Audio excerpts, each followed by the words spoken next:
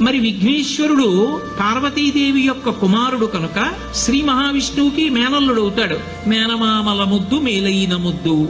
ఓసారి ఎందుకో వైకుంఠానికి తీసుకెళ్లాడు, మేనల్లుడు కదూ సంతోషంగా తీసుకెళ్లి అక్కడ సుదర్శన చక్రం పెట్టుకున్నాడు. ఇదేమిటో బాగుందని తీసి తొండంలో కింద పెట్టి మింగేశాడు. అయ్యబాబో ఇది శత్రు సంహారకమైనటువంటి సుదర్శన చక్రం రా, దీన్ని మింగేశాడు పిల్లాడని ఎలా బయటికి తెప్పించాలో అర్థం కాక విష్ణువు మొట్టమొదట ఆ పిల్లాడి ముందు ఇలా చెవులు పట్టుకుని గుంజీలు తీశాడు. గుంజీలు తీస్తే మామయ్య అదేమిటి అంత విచిత్రంగా కిందకి మీదకి ఊగుతున్నామని పడిపడి పకపకా నవ్వాడు. ఆ నవ్వడంలో పొలమారి లోపల ఉన్న సుదర్శన చక్రాన్ని పైకి కక్కాడు.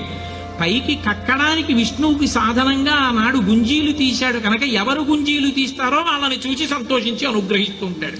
ఇప్పటికీ మీరు పాండిచేరి వెడితే పాండిచేరి రోడ్డు అంతా కూడా గుంజీలు తీస్తూనే కనపడతారు మీకు. విఘ్నేశ్వరుడి యొక్క పూజ అంత తేలిక.